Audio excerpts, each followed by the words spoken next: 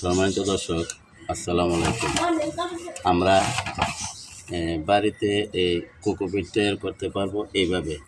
আমরা বাজারে ঘাটে কিনতে যাব, কোথায় পাবো কী পাবো? তো আমরা যারা শহরে বাড়িতে থাকি, আমরা বাসা বাড়িতে যে নারকেল কিনে আনি খাওয়ার জন্য, তা দিয়ে আমরা কোকোপিট তৈরি করবো। প্রথমে আমি কেটে ফেলছিলাম, তারপরও যে একজন একটা কমেন্ট করছিল যে আপনি কোকোপিটের ভিডিও দেন না কেন?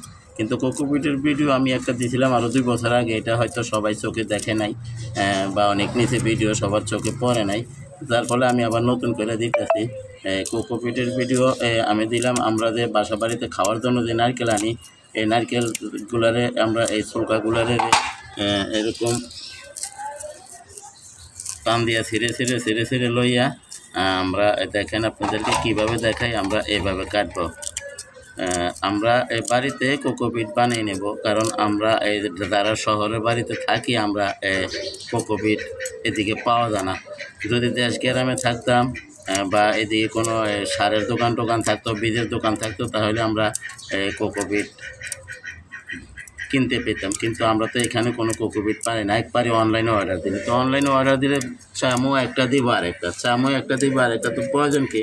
আমরা একটু সময় নষ্ট করে বাড়িতে বানিয়ে নিই কোকোপিট। দর্শক, আমরা এইভাবে টাইনে ছিঁড়ে নিব। দেখেন আমরা কীভাবে টাইনে ছিঁড়ে নিতেছি। এই যে হালকা পাতলা করে নিব, একটু মোটা হইলেও সমস্যা নাই। পরে আমরা এটা ভালোভাবে এইভাবে আমরা কচলাই নিব। এই যে দেখেন এরকম আপনারা ডলা দিলে গুঁড়ো হয়ে গেছে। এই যে দেখেন আপনারা, এই যে গুঁড়ো হয়ে গেছে।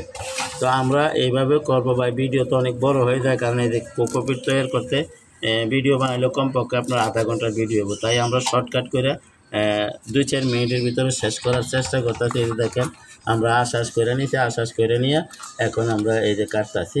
আপনারা একটু কষ্ট করে দেখেন, আপনাদের উপকার হবে। আমরা যাদের বাসা বাড়িতে মাটি নাই, তারা আমরা শুধু কোকোপিট দিয়ে আমরা বিভিন্ন গাছগাছরা করতে পারি, ধনিয়া পাতা করতে পারি, মূলার শাক করতে পারি। আমি এই ধরনের ভিডিও দেবো, আপনারা দেখবেন। দর্শক, এই যে কাটা শেষ। এখন আমরা এইভাবে ডলা দিয়ে গুঁড়া করব। এইভাবে ডলা দিয়ে গুঁড়া করার পরে এই যে দেখেন নিচে আমরা এই যে দেখেন পুরা কোকোপিট। তো দয়া করে আমার চ্যানেলটা সাবস্ক্রাইব করেন এবং বেল আইকনটা বাজাই দেন, আমি যাতে এই ধরনের ভিডিওগুলো ছাড়ার সাথে সাথে আপনাদের হাতে আপনারাও শিখতে পারেন, জানতে পারেন, দেখতে পারেন। তো সবাইকে ধন্যবাদ জানিয়ে আজকের মতো এখানে রাখি। আসসালামু আলাইকুম ওয়া রাহমাতুল্লাহি ওয়া বারাকাতুহু।